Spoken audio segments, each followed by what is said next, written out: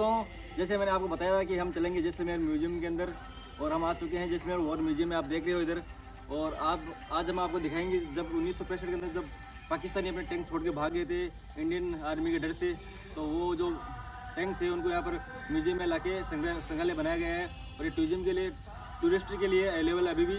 और यहाँ पर बहुत से टूरिस्ट आते हैं देश से विदेश से, और बहुत बार से देश से यहाँ पे लोग देखने आते हैं। और आज हम आपको उसका टूर कराएंगे और पाकिस्तानी की एक सच्चाई दिखाएंगे, जो पाकिस्तानी हर वीडियो में दिखाते हैं कि हमने 1965 की युद्ध जीती थी, 1971 में भी हम युद्ध जीते थे।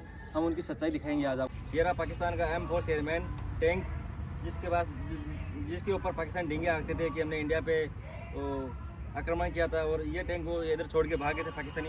और मैं कैमरा भाई से रिक्वेस्ट करना चाहता हूँ कि एक बार चारों तरफ घुमा के तो सभी का व्यू दिया जाए, क्या क्या इधर सामान छोड़ के भाग गए थे वो। तो दोस्तों देख सकते हो आप, पाकिस्तान के पूरे टैंक और तोपें और बहुत सी जो गाड़ियाँ जो रिकवरी वैन थी वो सभी इधर ही पड़ी है। और दोस्तों ये मतलब पाकिस्तान वाले 1965 के अंदर जब भारतीयों का जब दबाव उनके ऊपर पड़ा तो यहाँ पर वो छोड़ के भागे थे इंडियन आर्मी के डर से। लेकिन पाकिस्तान वासी अभी भी बहुत से डींगे हाँकते हैं कि हमने 1965 की युद्ध जीती है, हमने 1971 की युद्ध जीती है। दोस्तों अपनी आवाम को हमेशा सच्चाई से वाकिफ़ कराना चाहिए, जैसे कि हम इंडिया ने कराया है। हम 1962 में चाइना से युद्ध हारे थे, तो हमने एक्सेप्ट किया है कि हम 1962 की युद्ध हार चुके हैं।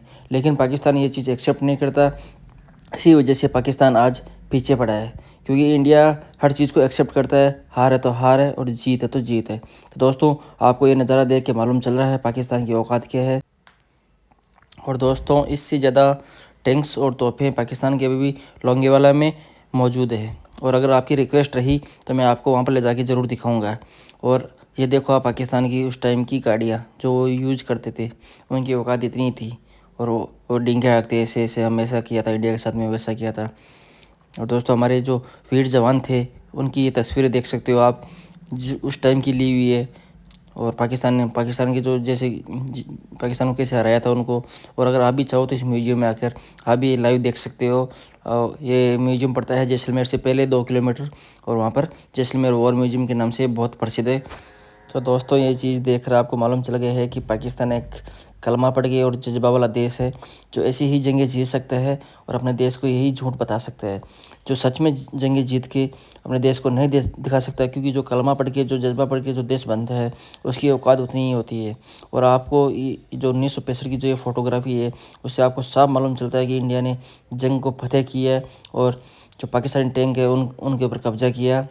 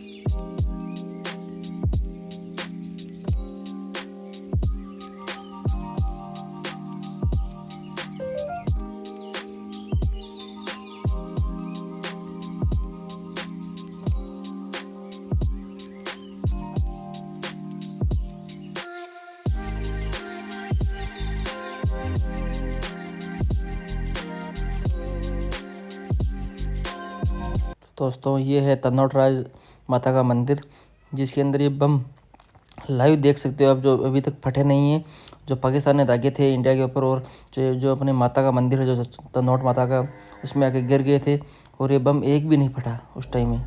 और जो पाकिस्तान के उस टाइम में जो जनरल थे, उन्होंने रिक्वेस्ट डाली भारत को कि मैं एक बार ये मंदिर विजिट करना चाहता हूँ, इतनी शक्तिशाली देवी का दर्शन करना चाहता हूँ जहाँ पर पाकिस्तानी बम नहीं फटे थे। लेकिन उस जनरल को 2.5 साल लगे इसकी परमिशन पाने में। और जब इंडियन सरकार ने उनको परमिशन दी तो वो यहाँ पर आए और माता के मंदिर में चांदी का चादर भी चढ़ा के गए और माता का दर्शन किया कि इतनी शक्तिशाली देवी का दर्शन पाके मैं धन्य हो गया। तो दोस्तों तनोट राय माता के मंदिर में अंदर पूजा आज भी बीएसएफ के जवान ही करते हैं, क्योंकि बीएसएफ के जवान माता को बहुत बहुत मानते हैं। और 1965 में माता ने बहुत ही साथ दिया था इंडियन आर्मी का, इसीलिए बीएसएफ के जवानों का कैंप भी वहीं पे है और वही यहाँ पर पूजा करते हैं। तो दोस्तों ये तो हो गई 1965 की जंग की बात। अब हम बात करते हैं 1971 की जंग की बात, जिसके अंदर मतलब हमारी इंडियन आर्मी ने बहुत अपना सहयोग दिया और बहुत हमारे इंडियन आर्मी के भी जवान शहीद हुए थे। लेकिन 93,000 पाकिस्तानी सोल्जर्स ने इंडियन आर्मी के सामने सरेंडर किया था, घुटने टेक दिए थे। आप इस इमेज के अंदर आप साफ साफ देख सकते हो।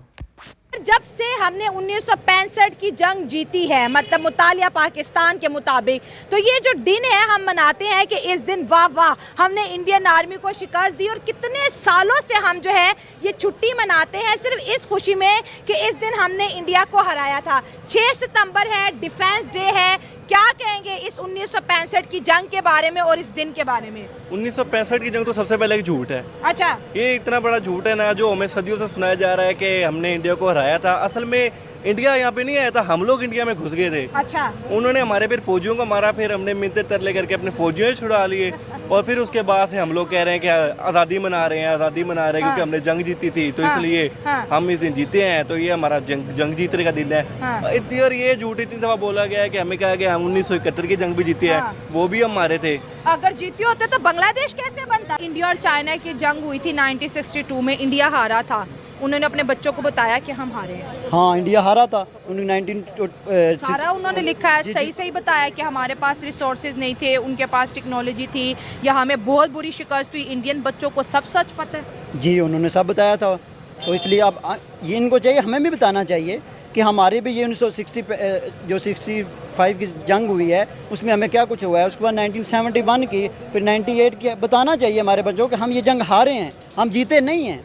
हमें क्यों नहीं बताया जाता? हमें बस बातों पे लगाया जाता है और बस सुनी सुनाई कहानियों पे बस हमें चाहिए बस अमल करें और चलते जाएं, और कुछ नहीं इन्होंने बताया है कि जो इंडिया की आर्मी के जो उनसे टैंक हैं वो लाहौर में मौजूद हैं। अगर वो लाहौर में एंटर ही नहीं हुए तो फिर ये टैंक कहाँ से आ गए? नहीं, वो इंडियन आर्मी के टैंक लाहौर में मौजूद इसलिए है कि जब हमारी आर्मी ने अटैक किया, उन्होंने हमले करने की कोशिश की, हमारी आर्मी और हमारे जो जवान है जो वो टैंकों के नीचे जब लेटे, उसके अर्थ में जो टैंक बीच में तबाह हो गए थे, जो टैंक छोड़कर वो भाग गए थे, वो टैंक आज हमारी कस्टडी में है, पाकिस्तान की कस्टडी में है। वो टैंक इसलिए हमारे पास हैं, वो जो अपना साजो सामान छोड़ के भाग गए थे। मतलब आए तो थे, लाहौर में एंटर तो हो गए थे, लाहौर में एंटर। इसके अलावा उनकी बीआरपी नहर की जो बाउंड्री है उस तक थे। बीआरपी नहर की मैंने नेट पर कुछ फोटोज देखी हैं, थाना बरकी जो कि बीआरपी से काफी दूर है, बरकी ढियारा बिल्कुल दूर, वहाँ पर उनके जो फौजी हैं इंडियन आर्मी के, वो वहाँ पर मौजूद थे।